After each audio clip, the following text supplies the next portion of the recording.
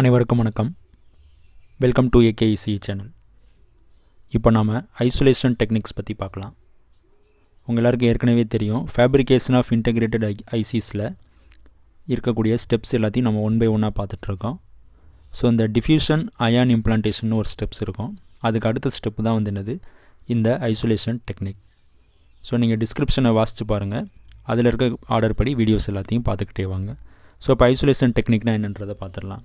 So அந்த ஐசியை பொறுத்த வரைக்கும் large number of components are fabricated on the same IC chip. உங்கள் எல்லாருக்குமே தெரியும், ஒரு சிலிக்கான் வேஃபர் ப்ரிப்பேர் பண்ணுறீங்க, அதில் ஒரு எபிடாக்சியல் லேயர் ஃபார்ம் பண்ணுறீங்க, ஆக்சிடேஷன், ஃபோட்டோலித்தோகிராஃபி, டிஃப்யூஷன் ப்ராசஸ், இது எல்லாத்தையும் பயன்படுத்தி நீங்கள் என்ன பண்ணுறீங்க, செவரல் காம்போனன்ட்ஸை வந்து நீங்கள் ஒரு ஐசியில் ஃபேப்ரிகேட் பண்ணுறீங்க. ஸோ அந்த மாதிரி ஃபேப்ரிகேட் பண்ணும்போது என்ன ஆகும் அப்படின்னா, ஒரு காம்போனண்ட்டு இன்னொரு காம்போனண்ட்டோட அன்வான்ட் கனெக்ஷனில் போகிறதுக்கு சான்சஸ் இருக்குது. அப்போ நீங்கள் என்ன பண்ணணும் அப்படின்னா, ஐசோலேஷன் வந்து ப்ரொவைட் பண்ணணும். அதாவது electrical isolation as well as physical isolation. Isolation என்னென்னு தெரியல, ஒரு காம்போனண்ட்டு இன்னொரு காம்போனண்ட்டு கூட அன்னெசரியாக கனெக்ஷன் வந்து வரக்கூடாது. அப்போது அது ரெண்டையும் நீங்கள் ப்ரிவெண்ட் பண்ணுறதுக்கு பேர் தான் வந்து என்னது, ஐசோலேஷன்.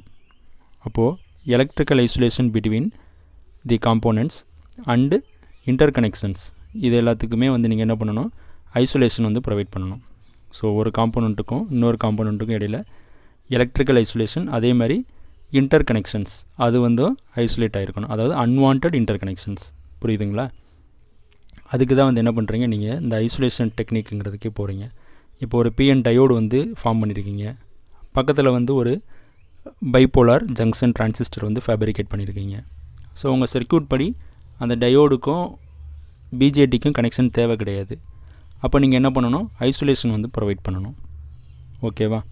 இந்த ஐசோலேஷன் டெக்னிக்கை பொறுத்த வரைக்கும் நிறைய டெக்னிக்ஸ் இருந்தாலும் இங்கே வந்து நம்ம ரெண்டு மேஜரான டெக்னிக் மட்டும்தான் பார்க்க போகிறோம். அதில் ஒரு டெக்னிக் வந்து என்னது, பிஎன் ஜங்ஷன் ஐசோலேஷன். ரெண்டாவது டெக்னிக் வந்து டை எலக்ட்ரிக் ஐசோலேஷன். இப்போ இந்த பிஎன் ஜங்ஷன் ஐசோலேஷனுங்கிறது உங்களுக்கு பேர்லேயே பார்த்தா தெரியும், பிஎன் ஜங்ஷன் ஐசோலேஷன். அப்போ ஒரு பிஎன் ஜங்ஷனை வந்து நீங்கள் என்ன பண்ணுறீங்கன்னா ஐசோலேஷன் பர்பஸ்க்காக பயன்படுத்துகிறீங்க. இந்த டயக்ராமை வந்து எடுத்துக்கோங்க. ஃபார் எக்ஸாம்பிள், ஒரு பி டைப் சப்ஸ்ட்ரேட் மெட்டீரியல் வந்து இருக்குது. இது மேலே நீங்கள் என்ன பண்ணுறீங்க, எபிடாக்சியல் லேயர் வந்து ஃபார்ம் பண்ணுறீங்க.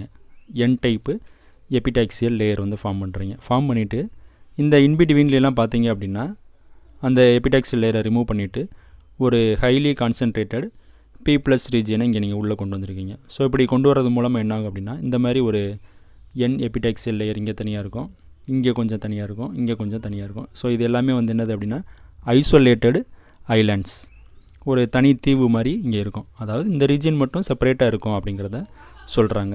அப்போது எல்லோ கலர் ஷேட் அடித்தது எல்லாமே வந்து என்னது, ஐசோலேட்டட் ஐலாண்ட்ஸ். இந்த ஒவ்வொரு ஐலாண்டுக்குள்ளேயும் நீங்கள் ஒவ்வொரு காம்போனண்ட்டை ஃபேப்ரிகேட் பண்ணிக்கலாம். இங்கனக்குள்ளே ஒரு பிஎன்பி டயோடு வேணும், இங்கனக்குள்ளே ஒரு டிரான்சிஸ்டர் வேணும், இங்கே ஒரு என்பிஎன் டிரான்சிஸ்டர் வேணும் அப்படின்னா இங்கே வந்து ஒரு பிஎன்பி, இங்கே வந்து ஒரு பிஎன் டயோடு, இங்கே வந்து ஒரு என்பிஎன், என்ன காம்போனண்ட் வேணுமோ அதை நீங்கள் இந்த ஒவ்வொரு ஐலாண்டுலேயும் நீங்கள் ஃபேப்ரிகேட் பண்ணிக்கலாம். அதை தான் இங்கே சொல்லியிருக்கிறாங்க. அதே மாதிரி இந்த எபிடாக்சியல் லேயரில் வந்து இங்கே நீங்கள் இன்ட்ரடியூஸ் பண்ணியிருக்கிற லேயர் வந்து heavily doped layer P plus. புரிஞ்சுதுங்களா? இப்போ நம்ம டைட்டில் என்ன, பிஎன் ஜங்ஷன் ஐசோலேஷன். இதை எப்படி பிஎன் ஜங்ஷன் ஐசோலேஷன் சொல்கிறாங்கன்னா, இப்போது சப்ஸ்ட்ரேட்டு பி டைப்பு, இந்த ஐலாண்ட் வந்து என் டைப்பு. அப்போது இங்கே வந்து என்ன டைப் இருக்குது, பி டைப் இருக்குது, இங்கே என் டைப் இருக்குது. அப்போ இது வந்து பி டைப், இது என் டைப். அப்போ இங்கே ஒரு பிஎன் ஜங்ஷன் வந்து இருக்குது. திரும்ப இது பி டைப்பு, அடுத்த இமீடியட் லேயர் வந்து என்னது, என் டைப். ஸோ இங்கே ஒரு பிஎன் ஜங்ஷன் இருக்குது. ஸோ இங்கே பார்த்தீங்கன்னா P type, N type, right hand சைடில் பி டைப், என் டைப். இதை இங்கே டயோடாக நீங்கள் வரைஞ்சிடலாமா, ரெப்ரசன்ட் பண்ணிடலாமா? பிஎன் ஜங்ஷனுங்கிறது வந்து என்ன, ஒரு டயோடு. அப்போ இது பி டைப்பு, இது என் டைப்பு. ஸோ அப்போ இங்கே ஒரு டயோடு. இந்த பக்கம் பார்த்தீங்கன்னா இது பி டைப்பு, இது என் டைப்பு.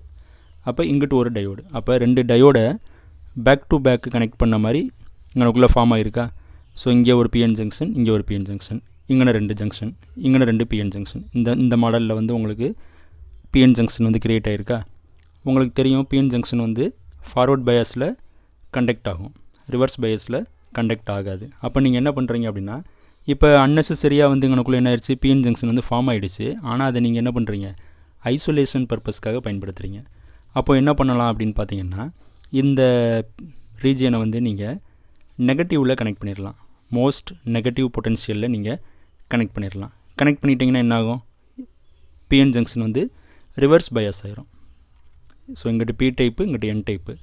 பி டைப்பு நீங்கள் நெகட்டிவில் கனெக்ட் பண்ணும்போது ஆட்டோமேட்டிக்காக என்னாகும், இங்கே ஒரு ரிவர்ஸ் பயாஸு, இங்கே ஒரு ரிவர்ஸ் பயாஸு, இந்த இடத்துல ஒரு ரிவர்ஸ் பயாஸு, இந்த இடத்துல ஒரு ரிவர்ஸ் பயாஸு, பிஎன் ஜங்ஷன் வந்து ஃபார்ம் ஆகும். ஸோ அப்போ by connecting the P type with the most negative potential you are creating the reverse biased PN junction diodes.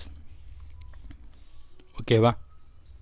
So இப்படி ஒரு reverse biased PN junction diode மூலமாக நீங்கள் என்ன பண்ணுறீங்க, ஒரு ஐசோலேஷனை ப்ரொவைட் பண்ணுறீங்க. இங்கே கவனித்து பார்த்தீங்கன்னா, இங்கே சப்ஸ்ட்ரேட் வந்து பி டைப்பு, இங்கே பாருங்கள் ஒரு ஹெவிலி டோப்டு ரீஜியனாக இருக்கும் பி ப்ளஸ்ஸு. இது என்ன பர்பஸ்க்கு அப்படின்னா, இந்த மாதிரி ஹெவிலி டோப்டு ரீஜியன் கொடுக்கறதுனால இந்த ரிவர்ஸ் பயாஸ்டு டயோடு இருக்குது பார்த்தீங்களா, ஒவ்வொரு இடத்துலையும் இருக்குல்ல ரிவர்ஸ் பயாஸ்டு டயோடு, அதில் இருக்கக்கூடிய டெப்ளீஷன் ரீஜியன் வந்து பெனிட்ரேட் ஆகிட்டு அடுத்த ரீஜியனோட அடுத்த இந்த ஐலாண்டு இருக்குல்ல அதில் போய் கனெக்ட் ஆகாமல் ப்ரிவென்ட் பண்ணும்.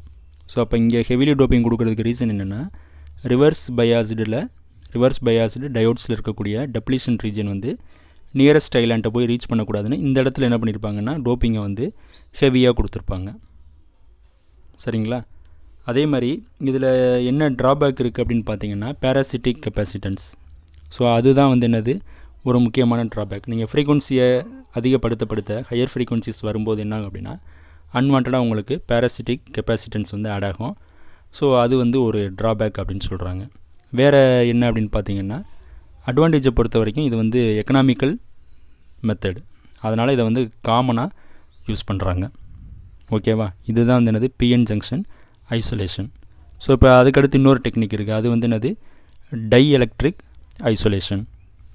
ஸோ இந்த டை எலக்ட்ரிக் ஐசோலேஷனை பொறுத்த வரைக்கும் இங்கே வந்து ஒரு சாம்பிள் டயக்ராம் வந்து கொடுத்துருக்குறோம். இதில் என்ன பண்ணியிருக்கிறாங்கன்னா, ஒரு emitter base collector, so NPN type, இந்த மாதிரி ஒரு டிரான்சிஸ்டர் ஃபேப்ரிகேட் பண்ணியிருக்காங்க.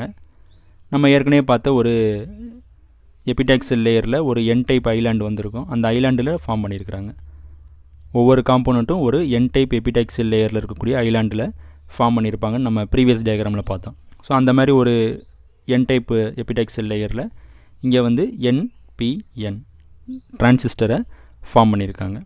இங்கே எப்படி ஐசோலேஷன் ப்ரொவைட் பண்ணியிருக்கிறாங்கன்னா, இந்த லேயர் இருக்குது பார்த்தீங்களா ரெட் கலர், இதன் மூலமாக வந்து என்ன பண்ணியிருப்பாங்கன்னா ஐசோலேஷன் ப்ரொவைட் பண்ணியிருப்பாங்க. இது என்ன மெட்டீரியல் அப்படின்னு பார்த்தீங்கன்னா, சிலிக்கான் டை ஆக்சைடு, அப்படி இல்லைன்னா ரூபின்னு சொல்லுவாங்க அதை.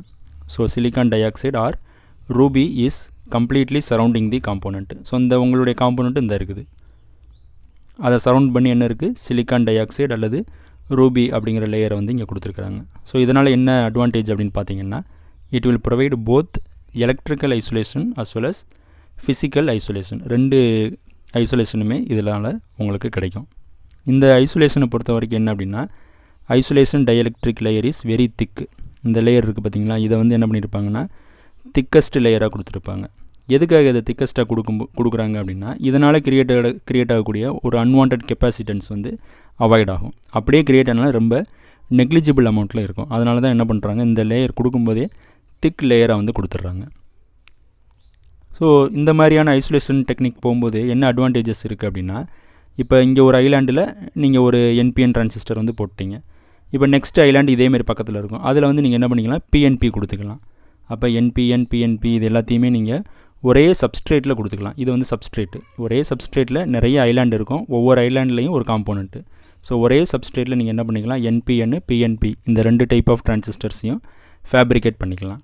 ஆனால் என்ன ஒரே ஒரு ட்ராபேக் என்னென்னு பார்த்தீங்கன்னா, ட்ராபேக்குன்னு கிடையாது, ஒரு சின்ன அடிஷ்னல் ஸ்டெப்பு வந்து இதுக்கு தேவைப்படும். அது வந்து என்னென்னா, இந்த லேயர் ஃபார்ம் பண்ணுறதுனால ஃபேப்ரிகேஷனில் எக்ஸ்ட்ரா ஸ்டெப்ஸ் வந்து நீங்கள் கொடுக்க வேண்டியது இருக்கும். So additional fabrication steps R required. அது எதுக்கு அப்படின்னா, இந்த லேயரை ப்ரொவைட் பண்ணுறதுக்காக. அதே மாதிரி ஃபேப்ரிகேஷன் ஸ்டெப்பு அடிஷ்னலாக வருது அப்படிங்கிறதுனாலயே இது வந்து என்ன ஆகும், மோஸ்ட் எக்ஸ்பென்சிவ் டெக்னிக். இந்த ஐசோலேஷன் இருக்குல்ல dielectric isolation, PN junction isolation வந்து காமனாக யூஸ் பண்ணுவாங்க. இந்த டைஎலக்ட்ரிக் ஐசோலேஷனை வந்து என்ன பண்ணுவாங்க அப்படின்னா, எக்ஸ்பென்சிவாக இருந்தாலும் மோஸ்ட் ரெக்வயர்டு பர்பஸ்க்கு, அதாவது ரொம்ப இம்பார்ட்டண்டான ஒரு ஐசி ஃபேப்ரிகேட் பண்ணுறாங்க. ஃபார் எக்ஸாம்பிள் ஏரோஸ்பேஸ், மிலிட்டரி இந்த மாதிரியான ப்ரொஃபஷனல் கிரேடு அங்கே பயன்படுத்தக்கூடிய ஐசிஸ்க்கு வந்து இந்த ஐசோலேஷன் டெக்னிக்கை பயன்படுத்துவாங்க. ஸோ நார்மல் பர்பஸ்க்கு பிஎன் ஜங்ஷன் ஐசோலேஷனு.